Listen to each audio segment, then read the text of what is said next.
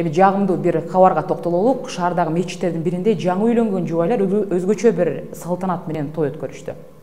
Алар катардагы жаштар өткөргөн тойдон ошол эле кымбат баалуу автоунаалардын жүрүшүнөн баш тартып, чогултулган каражатты кайрымдуулукка жумшашты. Эки жаштын жупуну өткөн үйлөнүү тоюна менин кесиптешим да күбө болуп келди. Асема 6 жашта, ал мектеп формасын биринчи рет кийип жатат. Себеби кичинекей Асема көзүндө мектепке барат. Ырдайм, окуйм.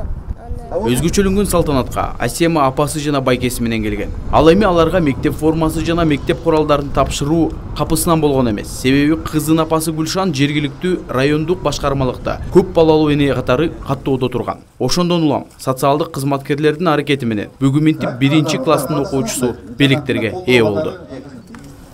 Рамзан, Ухлисун. Балдар кийинип жаткан маалда 2 жаштагы келип калганга үлгүрүштү. Келген коноктордун каалоо тилектеринен кийин 2 жаш алдыда дагы ушундай иш-чараларды өткөрүүнү пландап жатканын айтышты.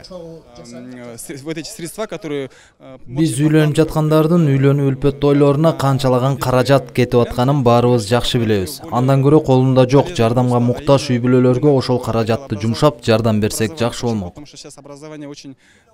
Жаштар бул иш-чара коомчулукта өз ордун табаарына терең ишенишет. Үй бүлө кожоюну эстафетаны үйлөнүүгө камданып жаткан курбуларына узатаарын убадалады. Алар дагы эстафетаны кабыл алгандан кийин ондогон балдарга жардам беришет.